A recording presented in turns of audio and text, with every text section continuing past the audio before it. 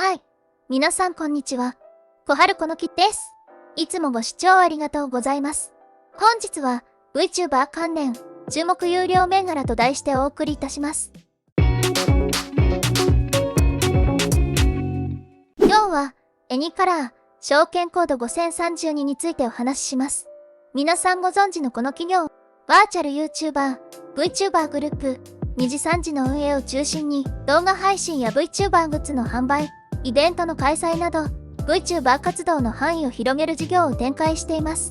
また、企業クライアントの製品やサービスのプロモーションに VTuber の知的財産、IP を活用する事業や新たな事業領域として海外 VTuber 事業の運営にも力を入れています。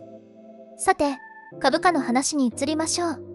エニーカラーの現在の株価は3340円ですが、後ほど紹介する目標株価は7683円と、現在の株価の2倍以上の高い水準を示しています。昨年末の決算発表によれば、上期の経常利益が 50% の増益、その他もおおむね良い数字を出しています。1株当たりの利益は 144.3 円を予想していますが、配当金はありません。これは、利益を配当よりも企業の成長に再投資をして、結果株価が上昇すれば、株主の利益になるという考えによるものと思われます。その割に自己資本比率はとても高く、財務状況は安定しています。長期のチャートを見ると、高値は6895円、安値は1965円です。昨年7月末に株式分割を行ってからは、おおむね3000円台を上下しています。ただし、エニーカラーのビジネスモデルは VTuber という新しいエンターテインメントの形態を軸に展開しており、その市場はまだまだ拡大の余地が大きいと考えられます。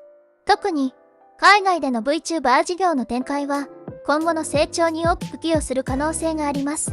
他にはない業態ですから、今後の成長に注目したいと思います。では、AI による株価の予想です。現在の株価、3340円に対して、目標株価は7683円で 130.3% の上昇余地があります。成長後の株価と配当、優待などが楽しみですね。もう一つ、カバー、証券コード5253について深掘りします。エニーカラーと並ぶこの企業は VTuber、バーチャル YouTuber を中心としたキャラクターの知的財産、IP 開発やホロライブの管理を行っている会社です。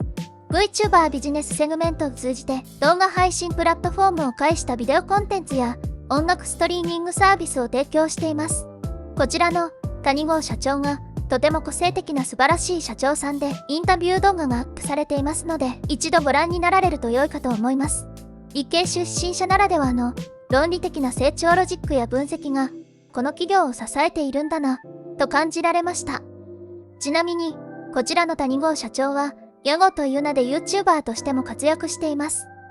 さて、先月の決算発表によれば、今期経常利益を 13% 上方修正し、最高益をさらに上乗せしてきました。この企業も、1株当たりの利益は 63.5 円を予想していますが、配当金はありません。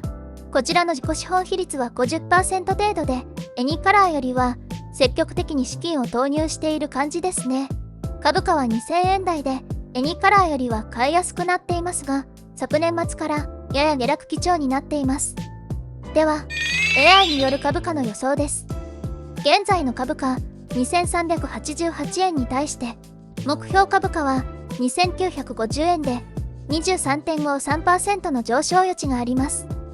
今後の成長に期待しかありませんね。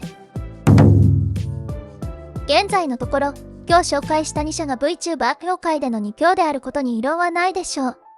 第3の勢力を狙っている企業は多いと思いますが、何分新しい業界なので、どこも手探りな状態ですね。今までの芸能界やタレントは、これからバーチャルにとって変わられるのでしょうか。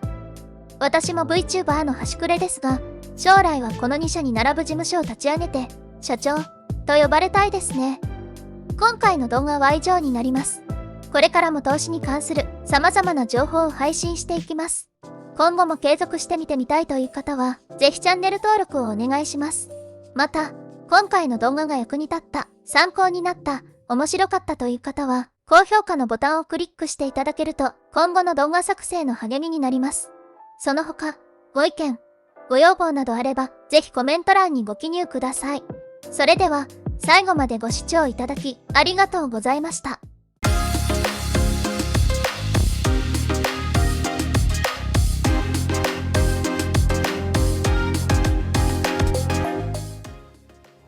2時3時ってこんなにメンバーいるんですね。知らなかった。みんなこれエンタメ系なんですよね。エニカラーの株価って確かに安いので、もう金曜日なんか300株買ったし、株主総会にも出席してみたいので、それぞれの銘柄ね、銘柄ずつ持ってます。まだ周りの理解っていうのが得られていないのか、目標株価より大きく下げているんですよね。だからもっともっと買ってもいいと思うんですよね。で、VTuber ビジネスのこの谷郷社長のインタビューっていうのが、ピボットチャンネルかな、そういうのにあったので、してみるとわかります。めっちゃ面白いですよ。